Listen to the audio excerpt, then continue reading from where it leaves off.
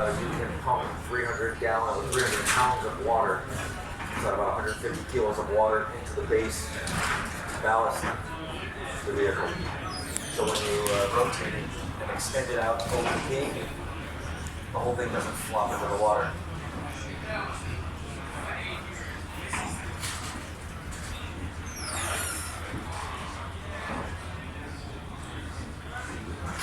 Once the system is launched, it's just a quick unhook the belt from the vehicle and drive it out.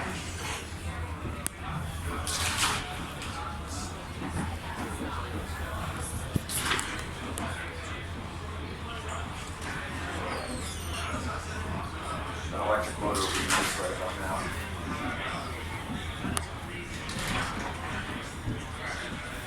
Yeah, millennials, they don't want to crank it faster.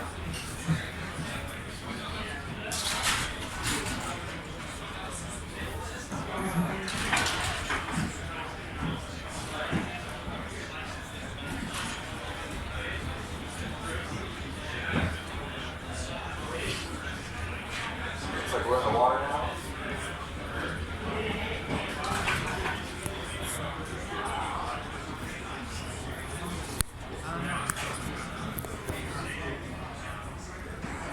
Let's drive it out off the pier here.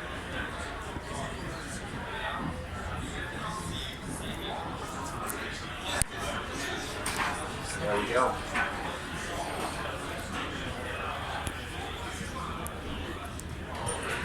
Hand this over to Cody.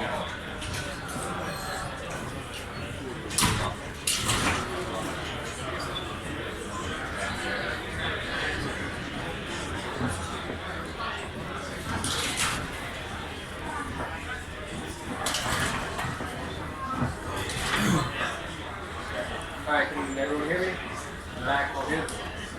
High as possible. Flyer.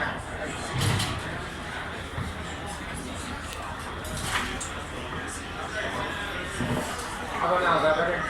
Good? Yes. Alright. So, as John said earlier, we have the Eco 120 MBS in the Echoboat.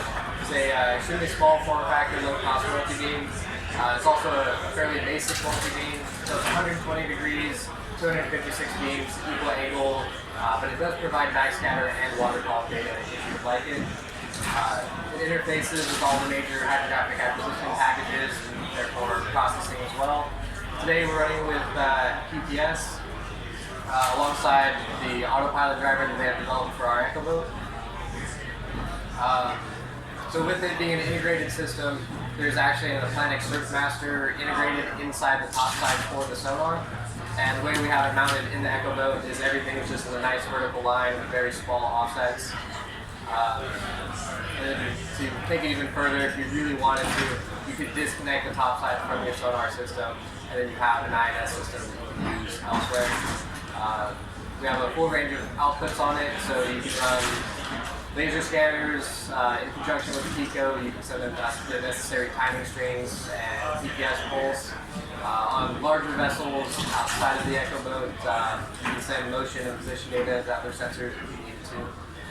So it's a pretty versatile integrated system. It's one of the reasons why we use it, especially in the Echoboat. Now, as far as the autopilot driver, it's pretty simple, and KBS has done a good job on this. We're going as And then off we do.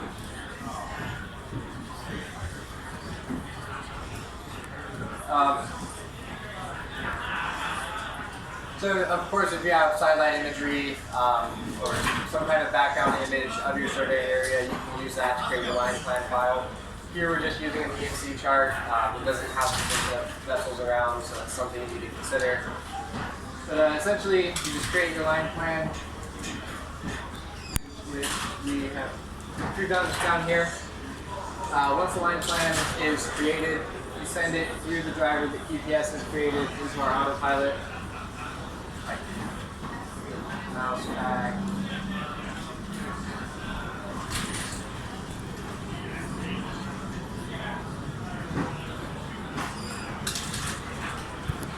there's a variety of different controls.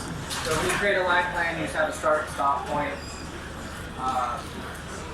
With some of the more in-depth settings inside of QTS, you can control turning lines, the radius that you want the boat to turn in. You can configure how fast it goes into the turn, when it slows down along the turn, and then speeds up as it exits.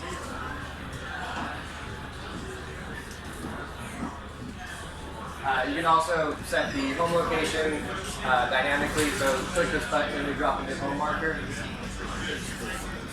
So if there was a problem with the boat, we lost communication on the remote, here in QTS I can hit return to home, and wherever the boat is, it's going to come back to the location that it's sitting at now. And if there was a range issue, then I would then be able to grab the remote, or grab the boat with the remote again because I'm back in range, and steer it back so we can recover it.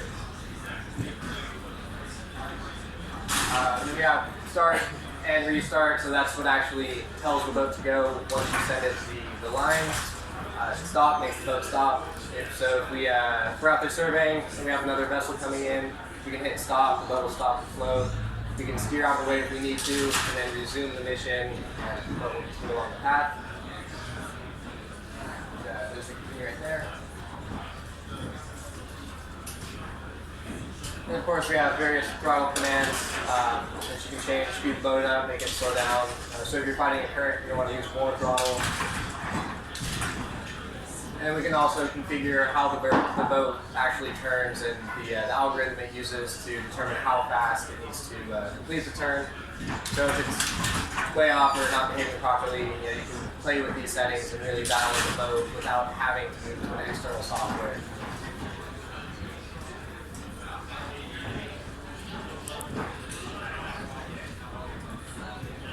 Then on the remote side, it's a new remote that we're using for various reasons. There's more functionality inside this remote. We're moving towards you don't actually have to open the Echoboat to start your survey. You have all of your license keys plugged in. All you do is come up to the back, turn the switches on, and arm the boat with the remote, launch it, and you're off and running. Saves a lot of time rather than have to open the lid, get in, and turn stuff on. So it's a really nice feature to have. It also has an autonomous toggle switch, which we've assigned to this one right here.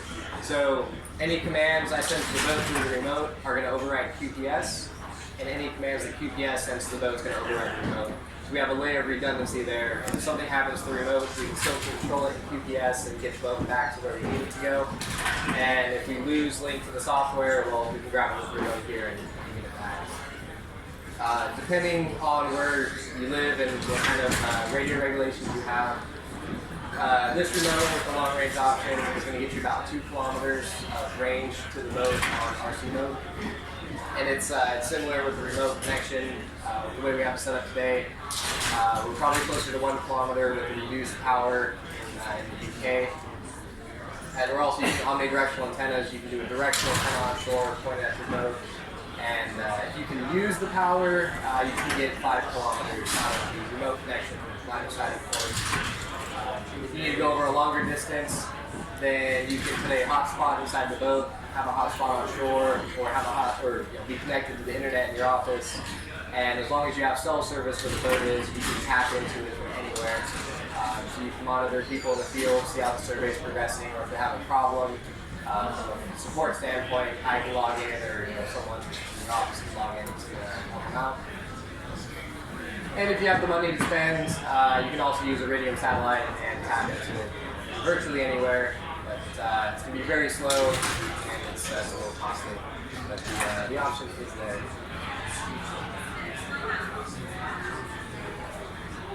Questions so far about the sonar? Okay. So I don't know if John mentioned it, but we are very flexible with the Echoboat platform. We go with the Pico sonar because it's low cost. It's a good entry-level multi-beam for people who are new to the industry. We've integrated different sonars, the Norbit, Kongsberg M3, the R2 2020s. We also support a wide range of ADCTs in the moon pool, as well as single beam echo sounders and side scan sonars. Did you touch on the moon pool at all? Okay. So we have a removable moon pool well. Everything is held in by 4 thumb screws. So pop the lid, undo your 4 thumb screws, and then the whole assembly with the INS comes right out of the loophole, and then you drop your new one in. So you can switch between Pico, multi-beam, and ADCP within 10 or 15 minutes. It's very quick to change gears if you have multiple parameters in your system. We floated a little way away, so I'm going to try to attack.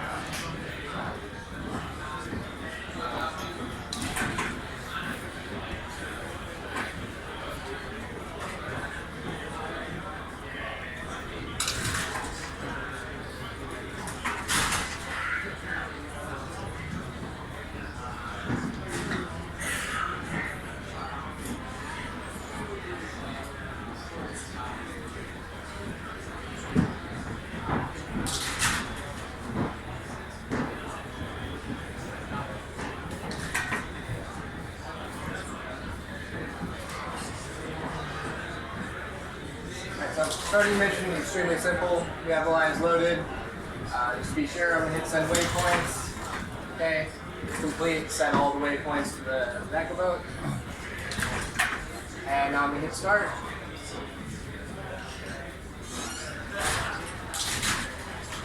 And the boat's going to travel to its first waypoint, which is the start of our first line, and run it out.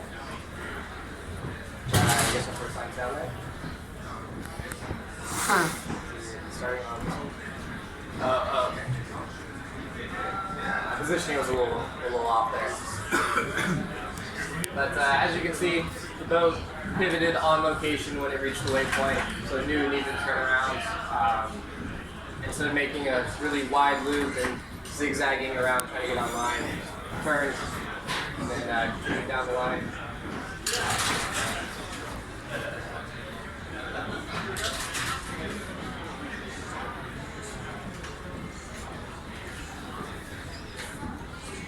Might be a little hard to see for me, the glare's in the way, but the multi-beam data is starting to clean. I think we're having a little bit of a screen refresh rate problem here. I think it's just the resolution on the monitor. It's taxing my software.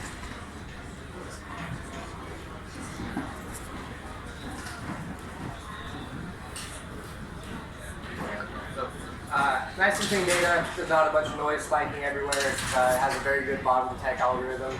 And then once it's done with a couple lines, I'll have someone go ahead and drive it manually right across the seawall to show the vertical detections on it, which are also extremely clean and fairly impressive, especially for a system of its size.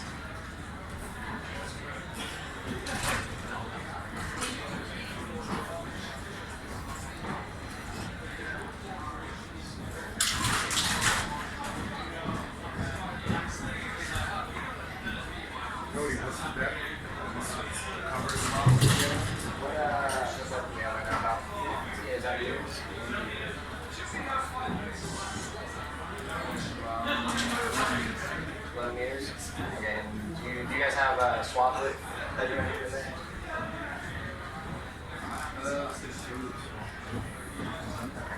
So it being a 120-degree system, we should be getting about 2.5, 3 times water depth.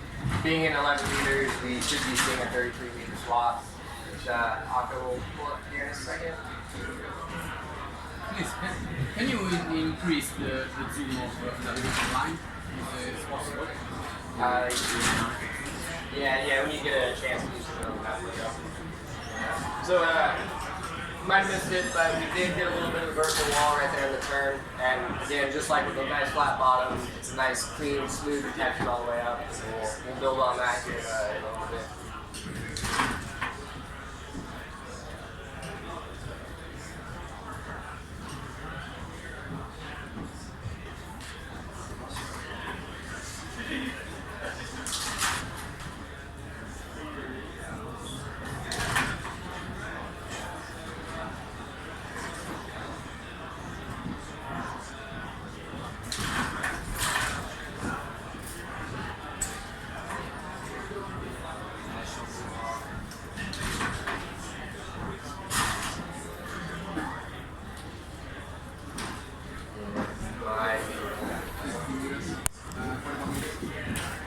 Where are you running spot?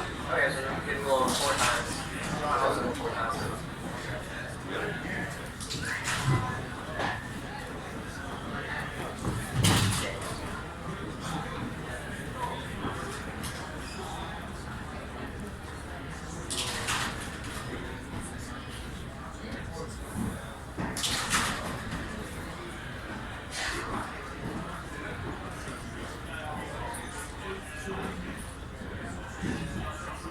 Any other questions while it's running the lines?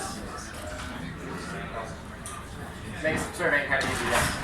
What kind of inertial measurement unit use on board? Because with a very quick boat, Yes. you have very rapid So we use the Applied Surfmaster in this one because it's integrated directly into the Pico topside.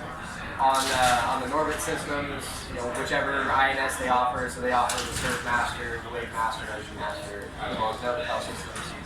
We can integrate all of those in the boat. So we're not necessarily limited in what INS we can put in. We have customers running the fins system with our Echoboat. So the Echoboat itself is a very versatile platform. The Pico, with its integrated, is always going to be the final surface.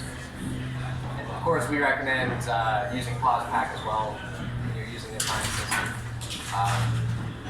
It helps on a small platform as well. We have used this Sea State 1, a little bit of Sea State 2, and the multi-beam data has still been good. Visually, it has been good. There's no motion artifacts seen.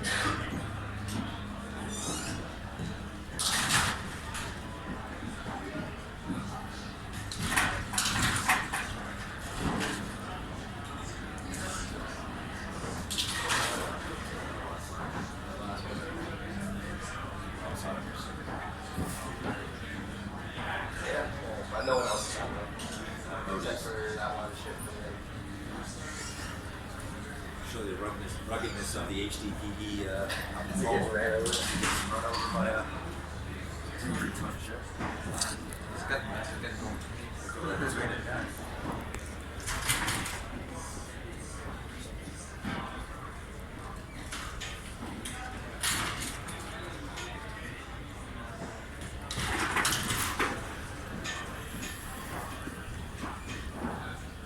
Once it gets a little closer, I'm going to go ahead and grab it manually and steer it right along this wall for you guys.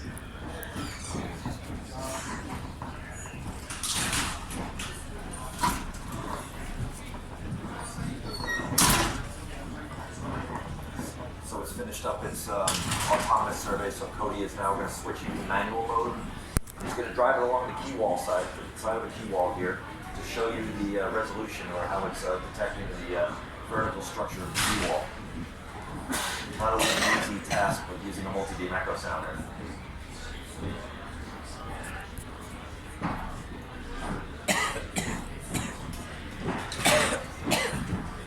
Oh, there you go. Yeah, rotate that a little bit. Oh, that's great. Okay.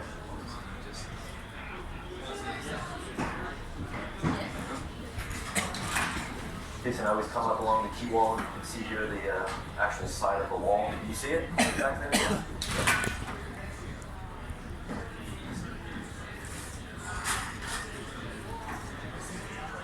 Again, this gives you a good idea of how clean the data is on the Pico multi-beam as it goes up along this key wall. We've got some interference from the Fugro Norbit vessel right there, but I think they're able to frequency hop.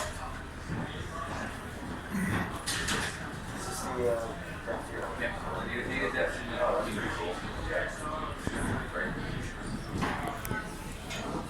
So it's finished up and they'll take another pass along here.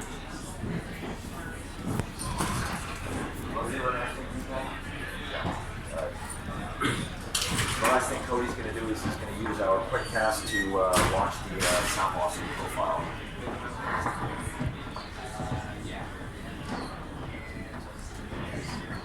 So we designed a winch that we can manually deploy the SVP from the vehicle, so you don't have to have a second vehicle out there to do the sound velocity profile, which of course is an important part of doing a multi-beam survey. So, dropping the winch, you have a little dial on the remote, turn it down. Got your counter in the video camera window here, so we can actually monitor it. How deep can you go with it? We can go about 30 meters.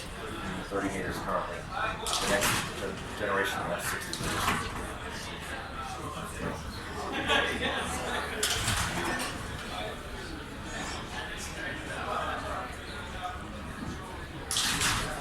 And it's also going to be in meters instead of feet. Apparently no one else uses feet in the world, I just found out. Yeah, so, and then bring it up, opposite way, turn it up. U.S. survey feet?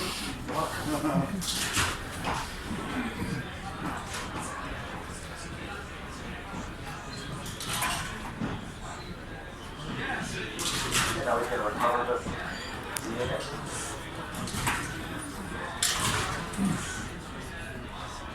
You can see off here to the side, off the bow of the vehicle, we're going to recover the sound velocity profiler. This is the Vailport Swift SVP device. It's Bluetooth as opposed to Wi-Fi. Once the unit emerges from the water, the Bluetooth automatically switches on and will upload the sound velocity profile into the data acquisition computer. There we go, locked in. Perfect.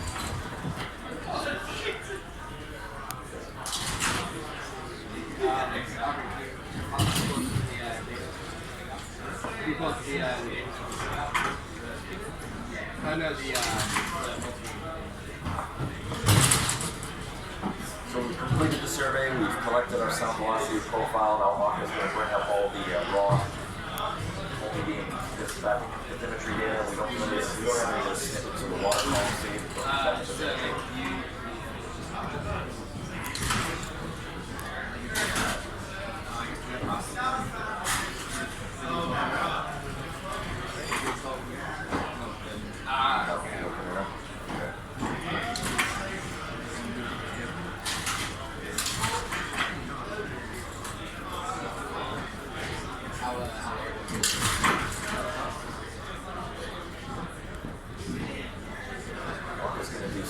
Processing on the data right now, we'll have to be able to give you a better idea.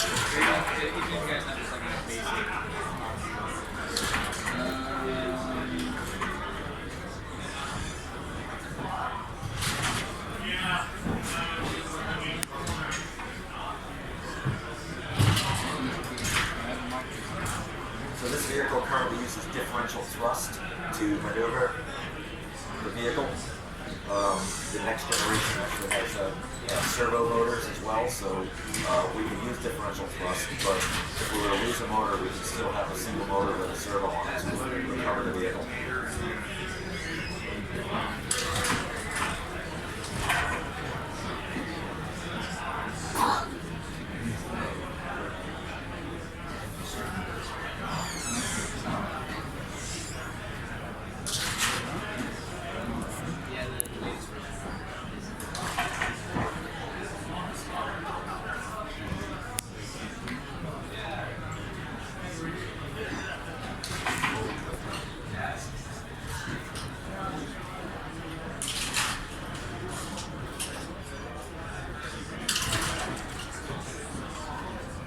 The nice thing about differential thrust is I can turn the vehicle on itself, so it's extremely maneuverable.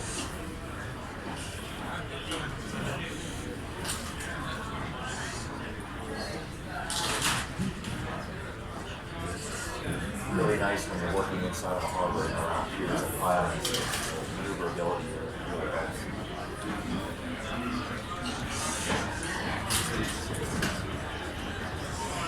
It's really easy to use. Even this old guy here can probably operate it. Come on.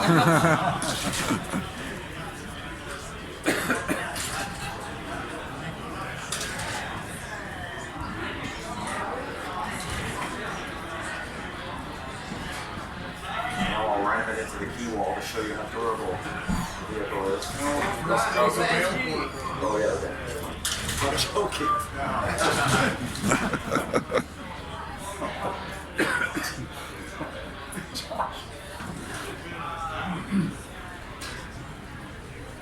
You've done that before.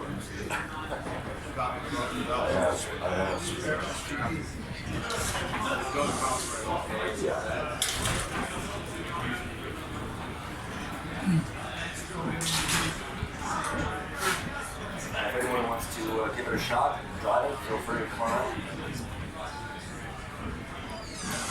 Good, yeah.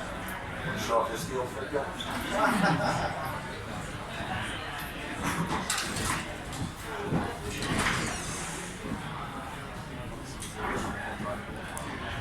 Okay. Alright. So if you guys want to check the data out, go by the QPS tube. We don't have Chimera on here. So they'll pull us here. Anyone have any questions? I'm going to pass this back to Cody. So if you have any questions, just let us know. Sure, it's gonna be.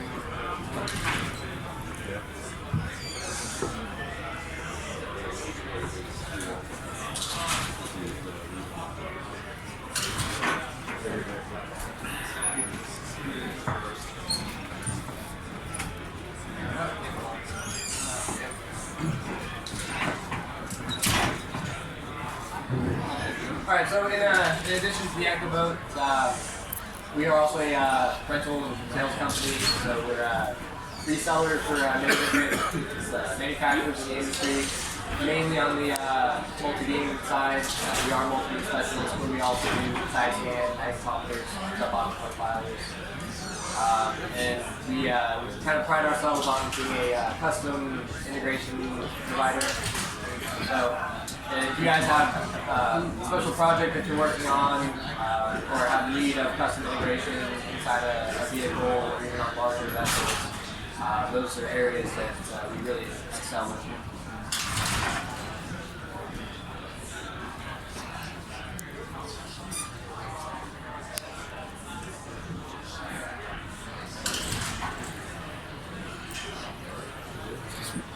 Perfect.